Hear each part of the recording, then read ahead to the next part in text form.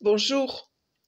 Dans une précédente vidéo, j'avais abordé le thème de l'humilité en disant que donc l'humilité, ce n'est pas se comparer aux autres pour se juger inférieur, ce n'est donc pas faire preuve de fausse modestie, mais c'est plutôt être conscient du fait que si nous existons, ce n'est que par la volonté et l'amour incommensurable de Dieu, et que nous ne pouvons pas mener une vie digne de ce nom sans suivre les enseignements qu'il nous a donnés, particulièrement en Jésus.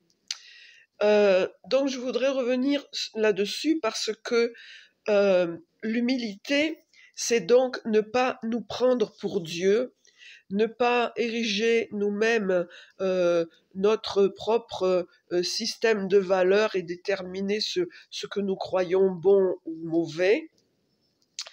Et plus, c'est aussi être conscient de toutes nos zones d'ombre qui sont au fond de nous et qui sont tellement ancrées en nous que nous ne les voyons pas.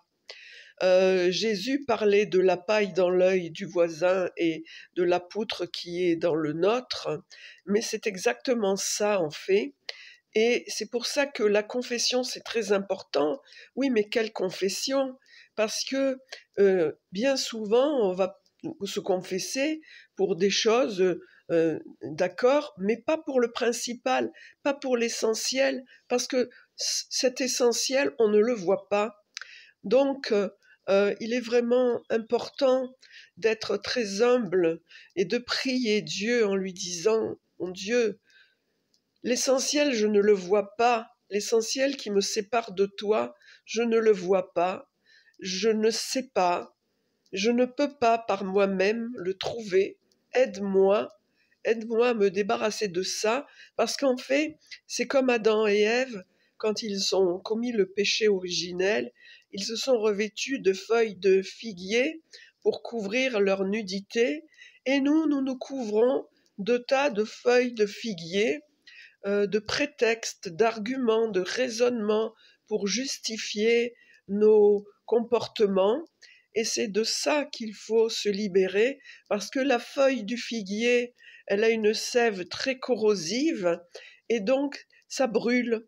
Et inconsciemment, ça nous brûle aussi, mais on ne sait pas d'où ça vient. Donc il est très important de réanalyser, de scanner nos comportements par rapport à autrui, par rapport aux animaux, par rapport à l'occultisme, par rapport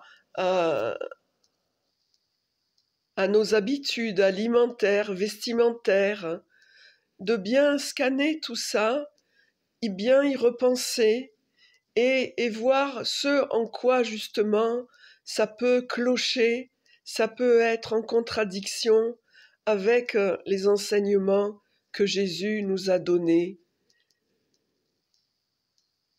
Voilà, j'espère que donc cette vidéo vous sera utile et que vous pourrez m'aider à la diffuser en likant, en vous abonnant, en partageant ou en commentant pour justement que d'autres personnes puissent réfléchir aussi sur ces questions. Et dans ce monde où on est vraiment en recherche, je crois, c'est important qu'on puisse s'aider les uns les autres. Je vous remercie. Je vous dis à une prochaine fois sur une prochaine vidéo.